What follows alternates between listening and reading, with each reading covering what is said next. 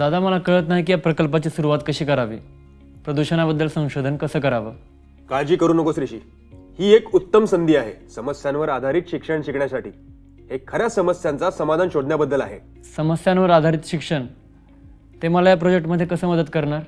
हे संशोधन, चर्चासत्र आणि कार्यसंघाच्या सहयोगाने आपल्याला समाधान शोधण्याचा मार्ग दाखवते. मी तुला ते कसं काम करते ते सांगतो.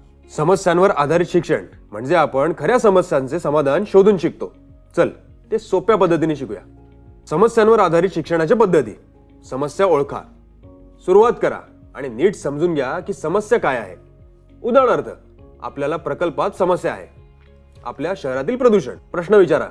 विचार करा की समस्येचे समाधान शोधण्यासाठी तुम्हाला काय माहीत असायला पाहिजे. उदाहरणार्थ, प्रदूषणाचे कारण काय किंवा प्रदूषण लोकांच्या आरोग्यावर कसा परिणाम करतो. संशोधन करा. आपल्या प्रश्नांना उत्तर मिळवण्यासाठी माहिती शोधा. पुस्तकं, वेबसाईट्स किंवा शिक्षक किंवा समुदायातील कामगारांकडून मदत घ्या. माहितीचे विश्लेषण करा. माहिती गोळा केल्यावर ती काय सांगते आणि ती समस्येचे समाधान कसं करते ते तपासा. समाधान सुचवा. आपल्या संशोधनावर आधारित एक समाधान किंवा सूचना सुचवा. उदाहरणार्थ, आम्ही प्लास्टिक बॅग वापरणं कमी करू शकतो ज्यामुळे प्रदूषण कमी होईल. शोध शेअर करा. शेवटी तुमचं समाधान इतरांसोबत शेअर करा. तुम्ही हे रिपोर्ट, सादरीकरण किंवा चर्चेतून करू शकता. समस्यांवर आधारित शिक्षण महत्त्वाचं का आहे. चिंतनशील विचार निर्माण करतो.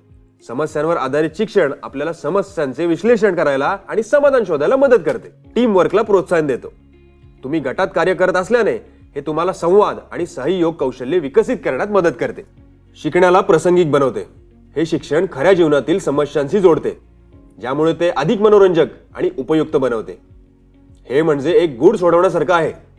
आम्ही प्रश्न विचारतो, संशोधन करतो आणि समस्यांचे समाधान शोधतो. धन्यवाद दादा.